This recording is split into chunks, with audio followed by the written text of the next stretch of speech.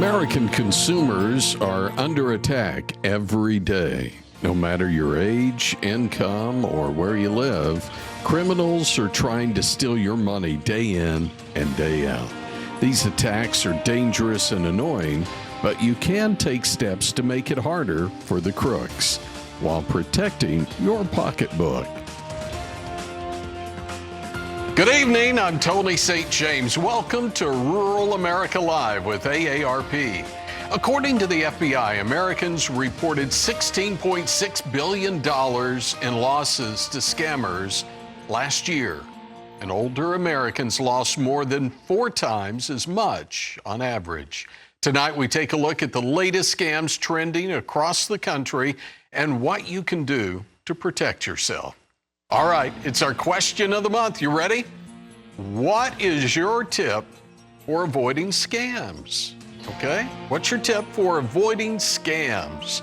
We're giving away a flip-top cooler to 5 lucky on-air callers. So pick up the phone and join our conversation. We're at 877-283-7570. That's 877-283-7570. Now, you don't need to be a member of AARP or over the age of 50 to win, but as a reminder, you can only win one time each calendar year. We want to let those who are winners tonight know that an AARP volunteer will call you back using the number you called from. So be extra nice when they do call. It won't be tonight, but they will call you in the next few days to confirm your mailing address. If you're a past winner and have not yet received your cooler, be sure to return their call, provide a shipping address, and AARP pays all shipping costs. We really want to get to those calls just as soon as possible. So make sure you pick up the phone and give us a call, 877-283-7570. Now, if you're not a lucky winner tonight, what can you do? Well, you can enter AARP Second Chance Sweepstakes at aarp.org/AARP Live. Or you can scan that QR code on your screen to enter. One flip-top cooler given away every month. Winner announced during next month's program. Rules apply, and you can win just one time in a calendar year. And we'll announce June's Second Chance winner later in tonight's show. Again, phone lines are open, and you can give us a call at 877-283-7570, 877-283-7570 to join the conversation. Well, we want to welcome our AARP friends back to Rural America Live. It's Seth Bofelli, Senior Advisor, AARP Fraud Watch Network, and also with us, Dave Morrow. Dave is AARP Alabama Fraud Fighter Volunteer. Do y'all get all that on one business card? Those are pretty long titles.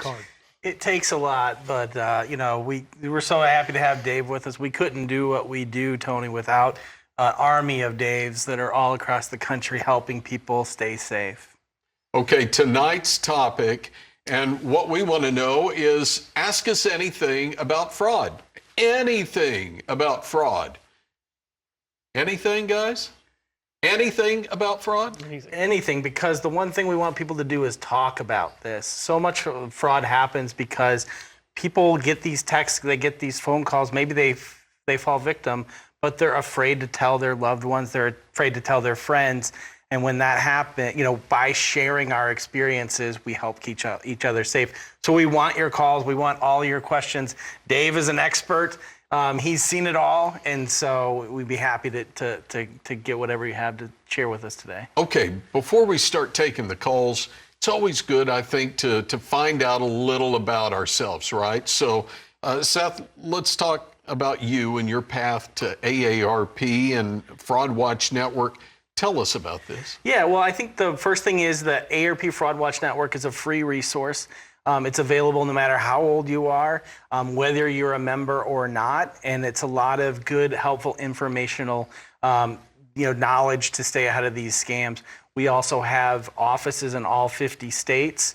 And we have an AARP helpline that Dave will talk a lot about, where people call in with what they're experiencing. And this gives us some real-time data and knowledge, and we can see scams trending. And so, Tony, you've probably gotten this text on your phone that says it's from the DMV or the DOT, and that you missed paying a toll road, and your license is about to get revoked.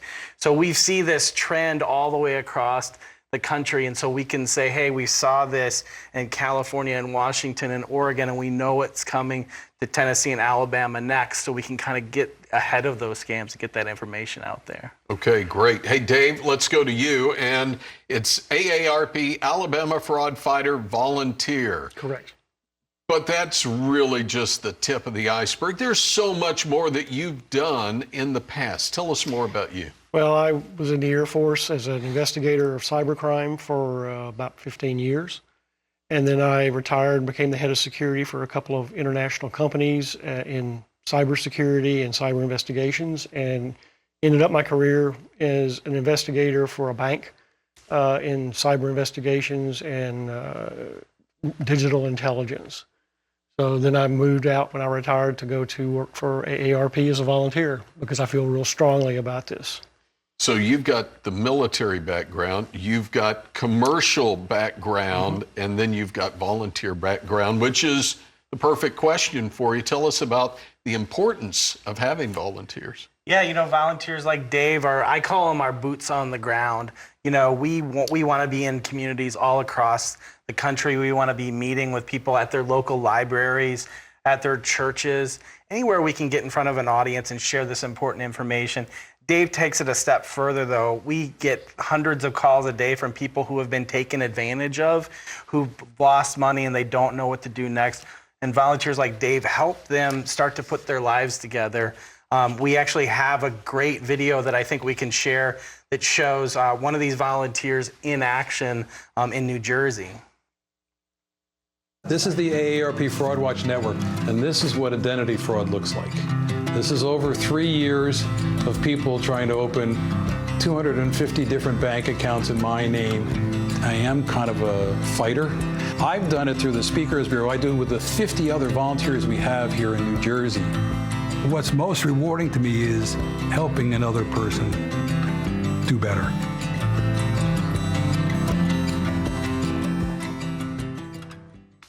So thanks for letting us show that. They say not all heroes wear capes. This is an individual that, if you can tell from his story, was a victim of identity theft. And that scary, tragic victimization that happened, he didn't become the victim. He became the hero in his own story. He used what he experienced to help people in his community stay safe. And there's hundreds of volunteers doing that same thing. And that's why we're so glad to have Dave share some of these stories tonight.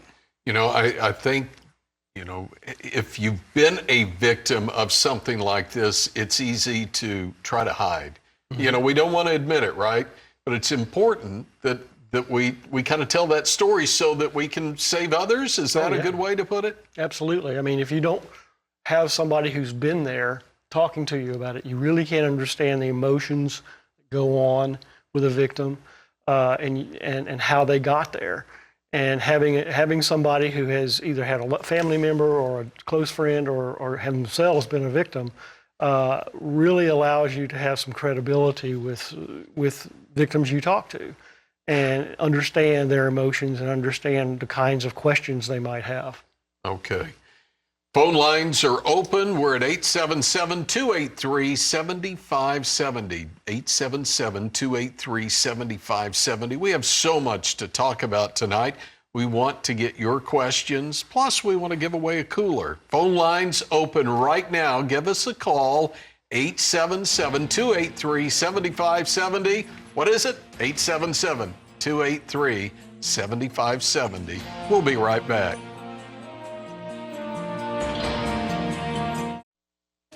Welcome back to Rural America Live with AARP. We've got a great show for you tonight. We're talking about tips for avoiding summer scams with the experts from AARP. We want to hear from you. Phone lines are open right now. Pick up the phone. Give us a call. 877 877-283-7570, 877-283-7570. 5 lucky on-air callers will win a carry-all cooler. Give us a call. You could be a winner at, 877-283-7570. Now, if you're not a lucky winner tonight, you can enter AARP's Second Chance Sweepstakes at aarp.org/AARP Live, or just scan the QR code on the screen to enter. One cooler given away every month, with the winner announced during next month's program. And we'll announce last month's winner a little later in the show. All right, I'm here with Seth Bofelli and Dave Morrow from AARP and the Fraud Watch Network. This is, it's kind of sad that we have to have a Fraud Watch Network, is it not?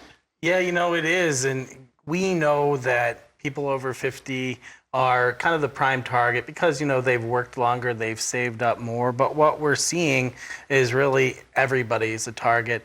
You mentioned before the FBI tracked about $17 billion in consumer theft last year. About a third of that went to senior citizens, but that means 2/3 went to people under 65.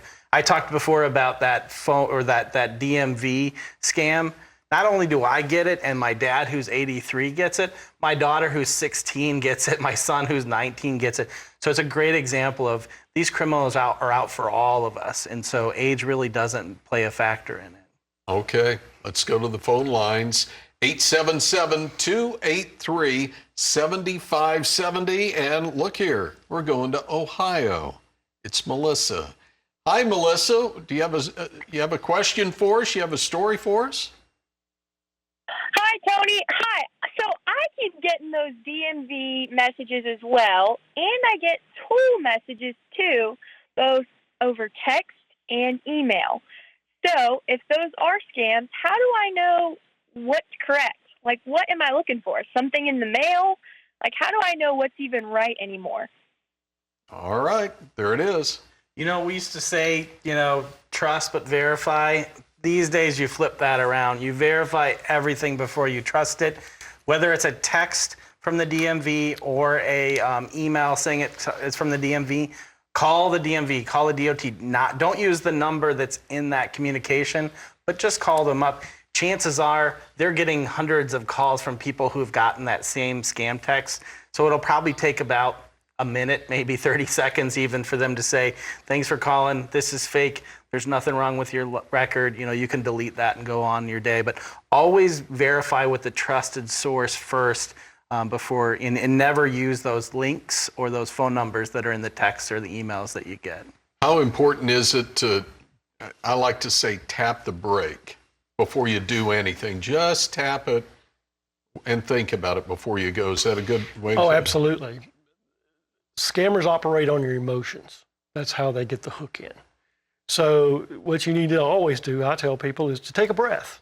If something happens, take a breath. Don't let your emotions take over. Don't get scared or whatever. And think this through. Does it make sense that this is coming to you? Do you have an account at that bank? Do you even have a toll tag? And a lot of times, if you just kind of think for a minute, you'll say, oh, well, I don't even have a toll tag. I can just delete this. So there's always things you can think about that if you just take a breath and calm down and think it through. All right. I took a breath. And now I'm going to Georgia. We've got Mary on the line. Hi, Mary. What do you have for us? Good evening. Just like he said, take a breath, look at it, read it twice, read it 3 times. Wait a minute. I didn't see that the first time. Look at the fine print. I think that sound that Mary said at the beginning sums it up for all of us. We're all so frustrated and so also annoyed by all of these. But Mary hit the nail on the head. Whether it's tapping the brake, or we like to say take a pause. Dave said it exactly. The goal of these criminals is to get you so excited with either the opportunity or the threat that you sort of skip beyond that. What Mary's talking about, reading the fine print, thinking it through, does this make sense? And so that pause or that tapping the brake is really one of the most important steps to keeping yourself safe. So thank you, Mary. Your wisdom is really valuable for us tonight. So. All right, we go from Georgia to, is this Tennessee? Are we going to Tennessee?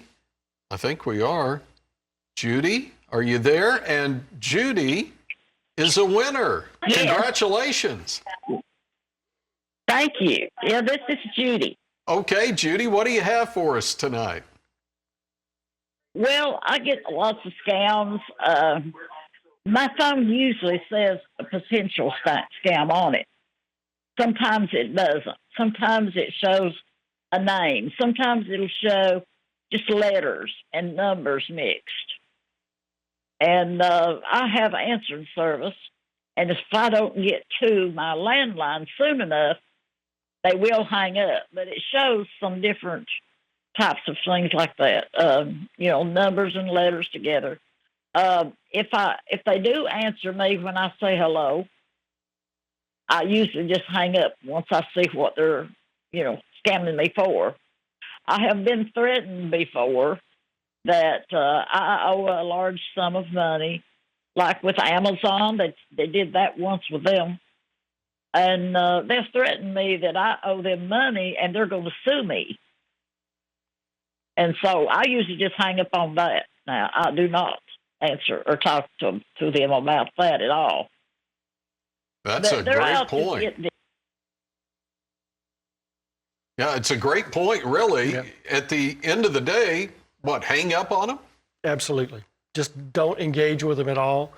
And Judy touched on a point that we talk about, that caller ID is what I think she was talking about. And caller ID or something equivalent will usually tell you if it's a number you know or a friend. But if you don't recognize the number, let it go to voicemail, because scammers very seldom leave voicemails, if ever. So if it's real, if somebody wants to talk to you, they'll talk to you. But if you're unsure about who it is, don't answer. Let it go to voicemail. If you do answer, do exactly what Judy does. And as soon as you figure this out, hang up. Okay. I wonder, do they have scams in every state?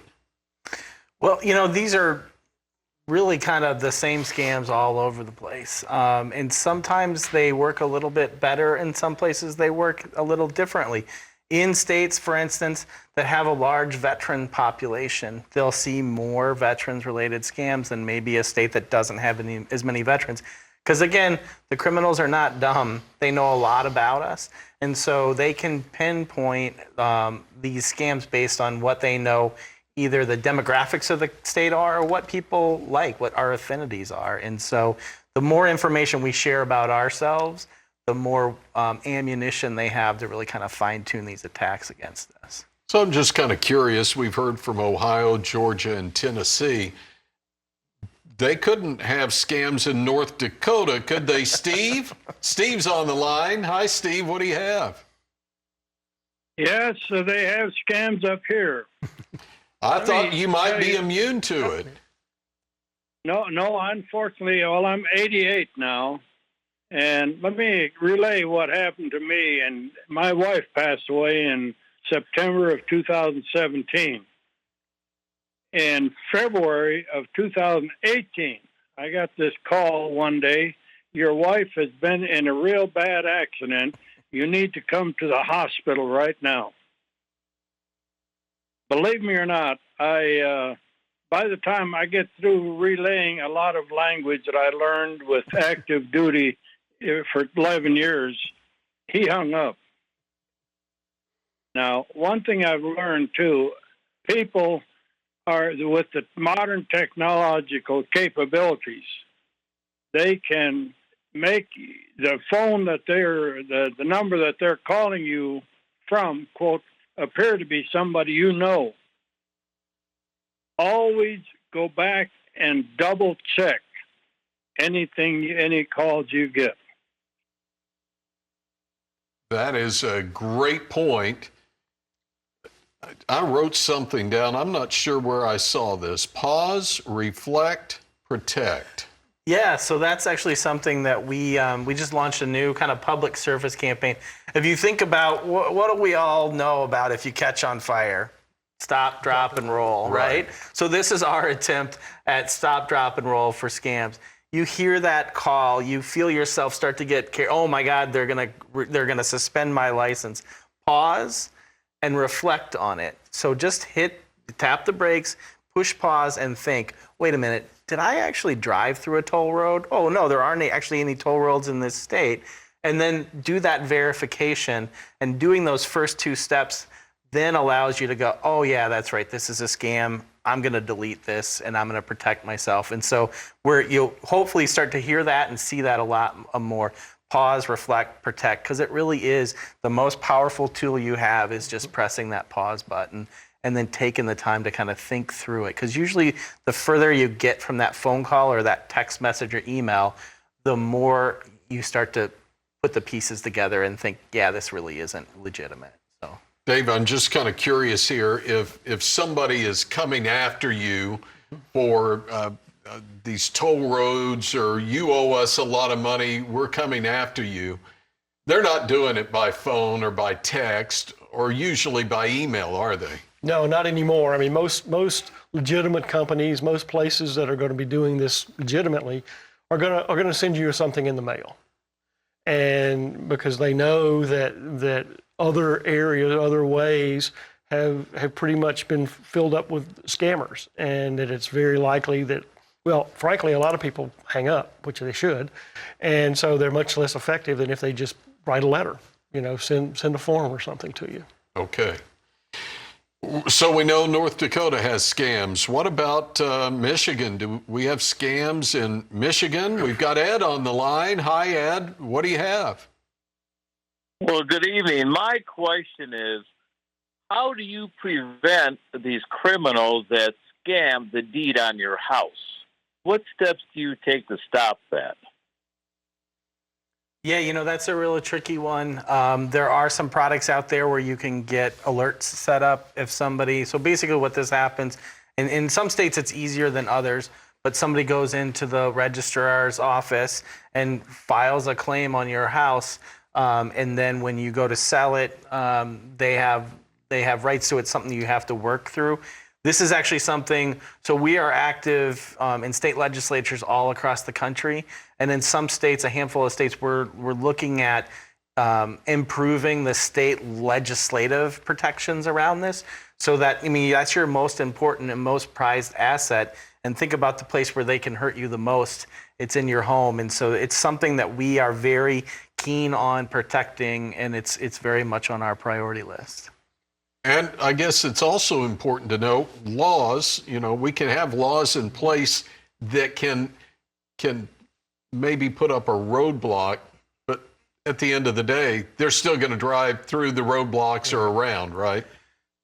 Yeah, these scammers are endlessly inventive, as I say. They will be able to, you set up a roadblock, you take a move, you do something, and they're going to figure out eventually a way to get around it. That's what they do, because that's their way they make their living. So it's kind of like a chess game. But yeah, there is no silver bullet. That's the message I like to give people, is technologically especially. There is no one thing that's going to stop everything. Which means at the end of the day, we've just got to stay, again, alert to what's happening.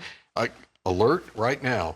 Alabama is on the line, and we have a winner. It's Angie. Hi, Angie. Oh, hey.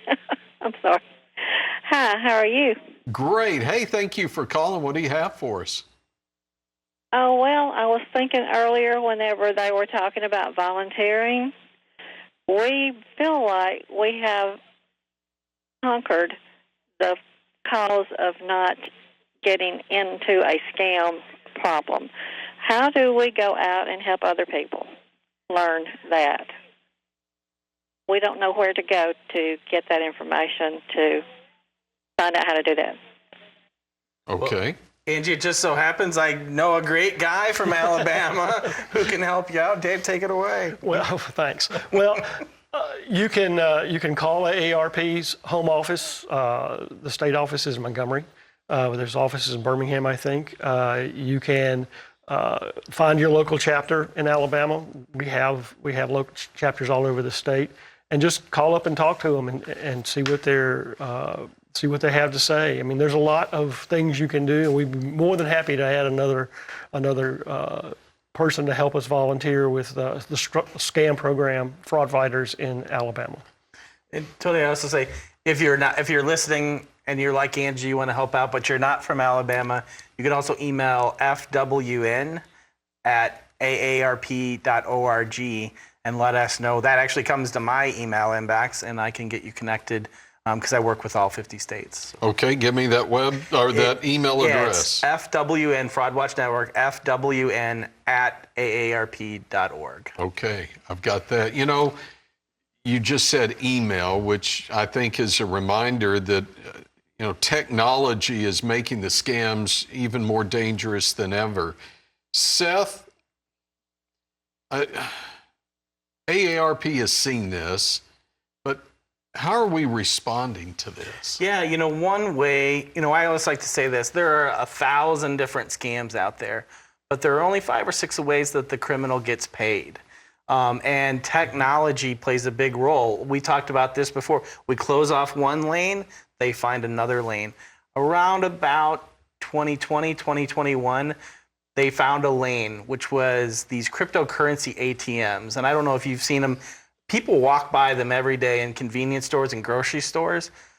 The losses through these machines are astronomical. So we're working in the states. You see the states that are red. We've passed legislation in all of these states that provide some consumer protection. So I just talked to a victim this week that lost $9,000 in cash to one of these cryptocurrency ATMs. If they were in one of those shaded states, there might have been a limit that you could only put $1,000 in. There might have been provisions that if it was fraudulent and they were a first-time user, they would get a refund. There might have been requirements that they get a paper receipt, and then they can take that paper receipt to law enforcement, and the law enforcement can use that receipt to start to track back their money and get their money back. And so this is kind of the new frontier. The FBI, incidentally, in 2000, traced about $500 million in losses to cryptocurrency. In 2023, it was $6.5 billion, or $5.6 billion. So a $5 billion increase in 3 years. And a lot of it is just due to these machines are in our communities everywhere. And all a scammer has to do is get you to your bank, and then from your bank to a grocery store. I'll admit there's one at a little convenience store. I live in a small town, and I walk by that and I keep thinking, why is that here? What is that purpose? And if it's in this place, it must be legitimate. And it's interesting because they look just like ATMs. The Iowa Attorney General's office did a 1-year study on it. They found over 90% of the transactions that happened on those were fraudulent. Because people who are really investing in cryptocurrency, they're doing it on their phones, they're doing it on their laptops. They're not taking cash into the 7-Eleven. And so it's really important. If you see these, you can actually look it up on your smartphone. Just bring up the map and type crypto ATM near me. Every time you walk by that, Tony, think about a senior citizen feeding $9,000 into cash in that. And so that can be happening at every one of these machines across the country. All right. We've had one from Ohio. Let's do it again. Back to Ohio, and we have a winner. It's Travis. Congratulations, Travis. What do you have? Originally you were talking to Melissa about the BMV thing. I got caught with the same thing, but the BMV was kind of ahead of the game, and they posted warnings on social media about looking for it. And then when I got the text, it literally said you were in violation of Ohio Revised Codes like 1234.679234. And if you don't pay by this date, you will be arrested for this and this and this. So what I did was I went to the BMV and showed them the text, and they looked at the number and then instantly called the fraud bureau and then told me this phone call came from Thailand. We're going to take care of this. You're good to go. Wow. So not just pausing, reflecting, and then protecting so it doesn't happen to somebody else possibly. Right. I mean, we all bear, our brother's keeper, right? And so if it happens to you, you're not the only victim. You're never the only victim. There's always hundreds or thousands of other victims out there. And once you have a friend, once you start talking about this to your friends, you'll find more and more of them who have been victimized. Okay, let's go to New Jersey. We haven't talked to New Jersey tonight. I think we've got Will on the line. Hi, Will. What do you have for us? Yeah, I'm listening with great interest here. I was caught up with the DMV toll booth scam while traveling in Florida last winter. And fortunately, my credit card picked up on it. And after all was said and done, I was okay. My question is, are these scammers ever prosecuted, or is there a way to have them prosecuted? Great question, Will. So what happens? Well, the truth is that a lot of this happens overseas. This is not just somebody in the basement, with a phone book and, making calls. It's really sophisticated overseas. They operate like businesses. But our own criminals here in America see that it's successful. And so we're seeing more and more kind of copycat versions of these crimes that are done locally. And that's why it's always important. I'm sure people who have experienced this have called their police station and they've been told, oh, there's nothing we can do. And unfortunately, that's the case a lot of times. But it's so important to always report, especially if you lost money, because it's not guaranteed to be somebody overseas. And sometimes you might be able to, if not get your money back, track down the person who took advantage of you. We're really working in the law enforcement space too, Tony, to make sure that to help open those lines of communication so the local folks are talking to the state folks and the state folks are talking to the federal folks. San Diego, California is a great example of, they have a multi-jurisdictional task force where all of the different layers of state, local, and federal law enforcement are coordinating these cases of elder financial abuse. And they've done more successful prosecutions of local criminals really than any other part of the country. And that's a model we're trying to replicate. So it's really not a situation, or maybe a rare situation, where we might have local authorities that they don't have the resources. The resources are at a state level, and then you've got AARP kind of backing that up, right? Yeah, and I think it's really just all about communication. A lot of these folks, Dave might have a case and I might have a case, but if Dave and I aren't talking, we're not really seeing that we're working the same case, and there might be some common links there. Okay. All right, let's go to, let's see, I think this is Indiana. We're talking to another winner. It's David. Hi, David. Congratulations. And what do you have for us? This me? It's you, David. Congratulations. Okay. What do you have for us tonight? Okay, well, I've been getting texts and emails on fabulous job offers. Now, I've been retired for 7 years, and I know I'm a great catch as far as employment, but what's the angle on this? I know it's a scam. Well, a lot of times, fake job offers are very common and very popular among the scammers because, when the economy slows down and people start getting laid off, they'll come after you. The angle is that they will, convince you that they have a great offer for you, but sometimes you have to pay some money to hear about it. Legitimate recruiters don't do that, but these guys, you need some money, or you'll need to buy some equipment and set it up and pay for it, and then we'll reimburse you, or we'll send you a check and you buy some equipment and send us back some other money. So this may be just the prelude to a whole host of different types of scams that they have as step two once you accept the job or once you think you've got the job. And you're doing exactly the right thing. You're thinking about it and saying, I don't need a job, I've been retired. So, and just ignore it. Just throw it away, delete the message, delete the text. Yeah.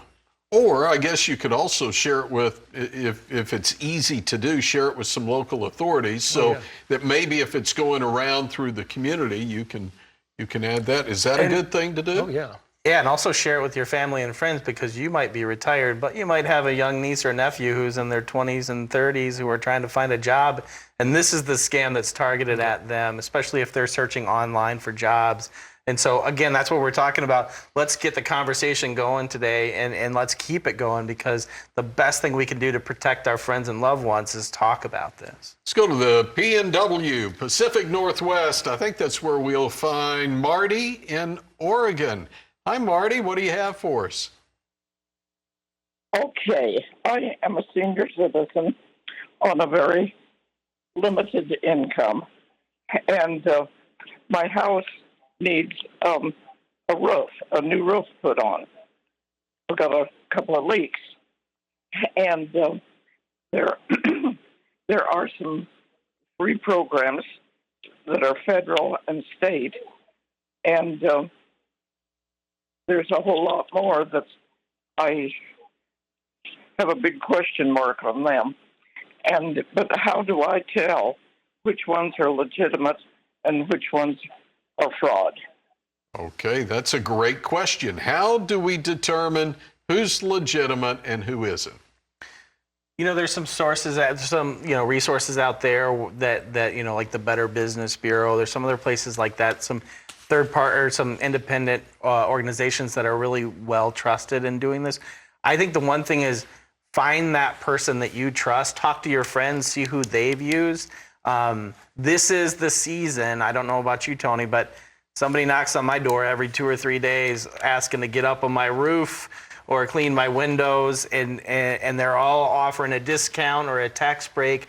And so it's really important to turn those folks away. If you think that there's a tax break out there, go find your own person that you trust or your friends have used and trust, and ask them what opportunities are available. Because if you know they're reputable to begin with, then you know they're not going to turn you sideways. And by the way, if it sounds too good to be true, what is it? It's probably absolutely too good to be true. All right, let's go to Kentucky, and we've got Carol on the line. Hi, Carol. What do you have for us tonight?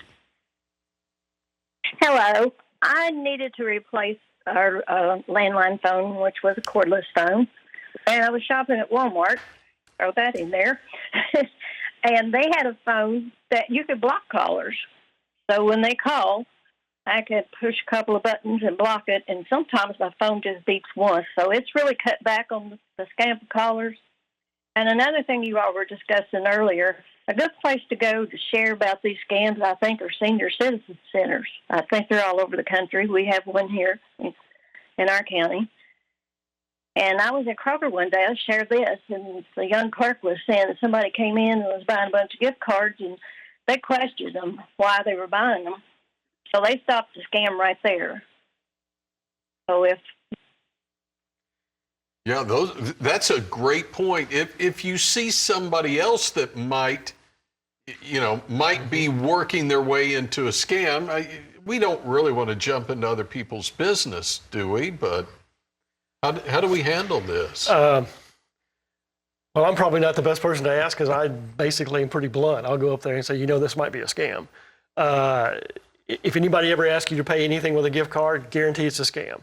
So, basically just talk to the manager. If you see somebody coming in who has a whole bunch of money and especially is trying to buy gift cards and they're kind of vague about what they're going to do with it, start asking questions. Start trying to strike up a conversation with them, or at least tell the manager about it so they can bring it to their attention. We've been talking really on the consumer side, but how many people have their own businesses or a little side hustle going on, and the opportunities to get hit on that as well. So I mean that opens up a whole nother box of issues there. So how about we take a break, and when we come back in a moment, we'll take more of your calls. We'll also announce our second chance winner from June. You can join the conversation right now. We have lines open, and we have a flip-top cooler to give away. Give us a call, 877-283-7570, 877-283-7570. We'll be right back.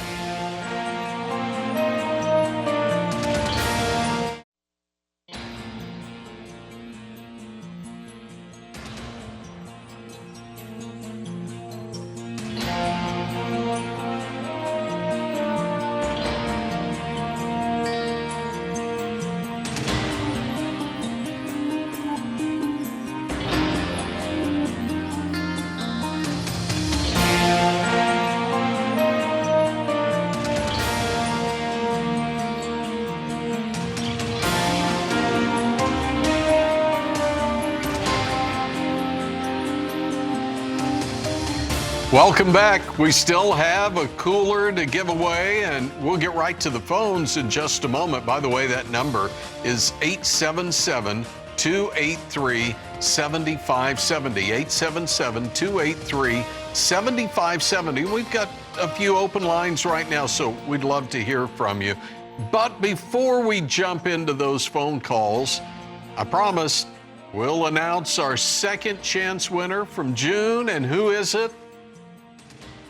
From Newport, Oregon, Phil O. Phil, congratulations. Since you provided your information when you scanned the QR code, your cooler is probably on the way. All right, Seth, before we get back to the phones, last month, we talked about this year being the 90th anniversary of something called Social Security. Just how important is Social Security to, and I don't even know how many millions of Americans, like 70 million? Yeah, it's incredibly important to people, just that idea that it's lasted for 90 years, and not just lasted, but been an integral part of people's lives. And I know that we're having a lot of events across the country. There's definitely going to be an event in your state. If you want to check out this URL, AARP.org/local events, you can find out more. Also important that a lot of scams revolve around Social Security. So if you get a call asking for your Social Security number, here's a popular one. People get a call saying it's law enforcement and their Social Security number was used in the commission of a crime, and there's a warrant out for their arrest unless they pay a fine. That's 100% false and a scam. And so just to know, because it's a program that people rely on and people trust in, the criminals are going to use that trust and try to use it against you. Okay. Let's get some more ideas here, and we're headed to Kentucky. Yep, Kentucky, it's Lois. Hi, Lois. What do you have for us? Are you there? Okay. Well, let's go instead to West Virginia, and we have Charles on the line. Charles, are you there? I sure am. All right, Charles, what do you have for us?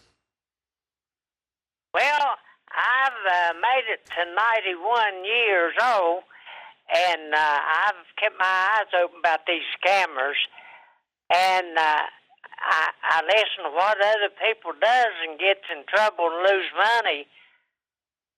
I've had scammers call me and try to get me to go to the bank and give them numbers and I don't know what all. Why, that's crazy. I wouldn't tell them my birthday. Yeah, that's a good point. People are going to call and ask us stuff, and I think for the most part, it's not that we're gullible, that it's just that we're not constantly looking for the bad in everybody, are we? Yeah, no, it's true. And we say, the safest thing you can do is not answer your phone. But, look, we answer the phone sometimes. But I think, as Charles says, as soon as they start asking goofy questions, you just got to hang it up right away. The longer you spend, I know there's a lot of people who like to mess with the criminals, but it's a dangerous game because these are masterful psychological manipulators. The more comfortable you get talking with them, the more danger you put yourself in. So if you're going to answer that phone, as soon as you know it's not legit, just hang up and go on with your day. Okay, good point there. How about we head out to California? I bet there are no scams in California, is there? Tony is on the line. Tony, what do you have for us? Well, that's a big laugh. I get them all the time. I'm 69, and we still have a landline phone, and I've even had my phone call me with my landline number. And then there's scam calls where they'll be in cities I recognize, but my phone will tell me it's a scam. And let me tell you, this is what I do because I'm so mad. To me, someone calling on my phone, whether my cell phone or my landline, I equate them as junk mail getting out of the mailbox and ringing my doorbell. I am not nice, but I don't say a word. I don't say yes when they say, can you hear me, or blah, blah. I will burp. I will scream because they'll carry on conversations. I will blow a whistle in their ear, and I don't say a thing because they're making me go answer my phone. And if I don't catch it in time, then the darn answer machine will go off. So let's just say I am not nice, and I'm surprised my number isn't on all those scammers' numbers to not call me. But then I have fun with it because that's the way I get it out of my chest, because my husband says, just don't call. But then it'll keep ringing and ringing, and they'll call back if I don't answer. So they get a little piece of me in not a nice way. But I'm just so frustrated. It's like, you remember the do not call registry where you could register your number so they wouldn't call you? I think they finally gave up with that because I would keep registering my number, and it's like nothing was ever done. My question is, how do these people get these phone numbers to call from? Doesn't anybody check to see if it's a legitimate business? How do they even get the phone numbers to use to call? Anyway, that's my question, because I'm so frustrated with them, and then they'll turn around and use another number, and it'll be the same person on the other end. And I don't speak a word, but I sure do give them a piece of me. Well, Tony, before you go and before we answer this question, you're so frustrated. Guess what? You're a winner. Congratulations. So maybe that's one thing that's not frustrating, but how do we deal with this? Well, there's a couple of ways. First, if you have a landline and if you have a cell phone, there's software for cell phones or mobile devices, and hardware and software that you can buy at the stores or online that will intercept spam phone calls and scam phone calls and compare them against a big, huge database and block them if they're from a known scammer's number. And that cuts it down. The do not call register still exists. And in security and in fraud, we talk about, there's no silver bullet. It's kind of like building a wall. Everything you put into it is a brick in the wall. And so the do not call will stop folks who are legitimate businesses that you really don't want to talk to anymore, or just fishing for your business. But it probably won't help the scammers. So software like this or a device for the landlines are another brick in the wall to be able to filter out known scammers' numbers. But she's right. What they'll do is they'll call you with a number that they just make up. And the software for that is available on the internet for very cheap. And they install it and they just put in a number. They can make you call from your number. They'll make you call from anybody's number. And they do it from neighborhoods. It's called neighborhood spoofing. What they'll do is they've learned over the years that people will hang up on them if they don't recognize the area code. So they will just use the area code that they think you're in, figuring that you're more likely to pick it up because you'll think it's your doctor or a friend or somebody that you know, when it's not. And as soon as you pick up the phone, they've got you, and then they'll start working on you. Well, I'll relay this. By the way, as we're getting close to the end, I want y'all to start thinking about your final thoughts here. And while you're thinking about that, it actually happened. I called my father I've got a Google phone line too that runs through my computer. I called my father and he answered and I said, "Hello from Nashville." And you know what he did?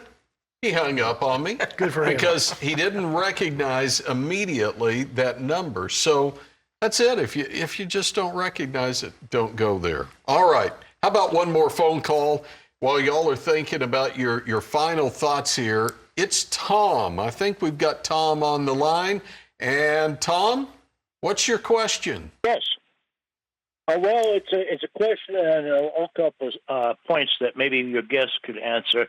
First of all, many people use plastic credit card numbers on the phone. If it's a credit card, your liability is limited. If you use a debit card, it is much more vulnerable to beyond the limit of credit card liability. And so many people feel like if they're using a credit card online, they're safe because the bank is protecting them.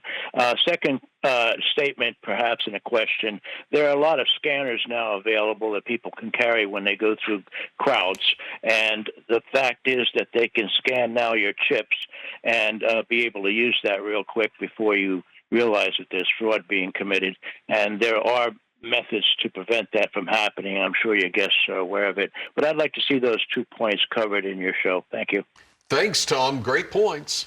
Yeah, you know, I think we talk about this. There are thousands of different scams out there, but there are only 5 or 6 ways that criminals get paid. And so understanding how they're going to ask for money is important. Tom was right. Giving your credit card is kind of the safest way to buy anything online, because if it is a scam or if somebody gets a hold of that number, you can report it. That money comes off of your bill. If it's your debit card, that's out of your bank account, and you can file a fraud report. But until that's processed, that's money that's not in your account that you might need for groceries or rent, etc. We talked about 2 things tonight, crypto ATMs and also gift cards. If anybody ever asks you for those, it's important to hang up right away. You know it's a scam. So that's really understanding how criminals ask for money is one of those things that I think sort of cuts across thousands of different scams. It's one of the really effective ways to keep yourself safe. All right, final thoughts, Dave. What do you have? Well, 2 things. One is that if you are a victim, you're not alone. There are a lot of people that want to help you. There are a lot of people, both for us and other agencies, that know that it's a problem. But you have to tell us about it. You have to report it. You have to call us at our hotline number and talk about it, and we'll tell you who else to report it to, and we'll just let you. Give you some ideas of ways to fix the problem or at least avoid any further issues. And you see on the screen, you'll see that the URL code and the QR code. Just click on that with your camera, and you'll get the number and get a card for your contacts for our hotline number. The other thing is that we need to make sure that we understand how these guys work and that they operate on emotions. And so if anything happens and you get worried about it, take a break, calm down, think about it, reason it out, and take some action. Great point. Okay, Seth, it's yours. Tony, I want to give a special shout out. I don't know if we have an image of them. It's a special group of volunteers from Omaha, Nebraska. They're called the Granny Posse. They've been deputized by their local sheriff to go store to store in their city and find these cryptocurrency ATMs and make sure that they're compliant with the signage and the stickers that are involved. There it is. They're doing amazing work, working hand in hand with law enforcement to keep their community safe. I can't say enough about our volunteers, and I'm so glad we could shine a spotlight on them tonight. And where is that again? That is Omaha, Nebraska. Okay, guess what? That's it for the show. We're coming back next month, though. And what are we doing? August 20th, we'll be talking about how to make your home safe and more accessible. Good night.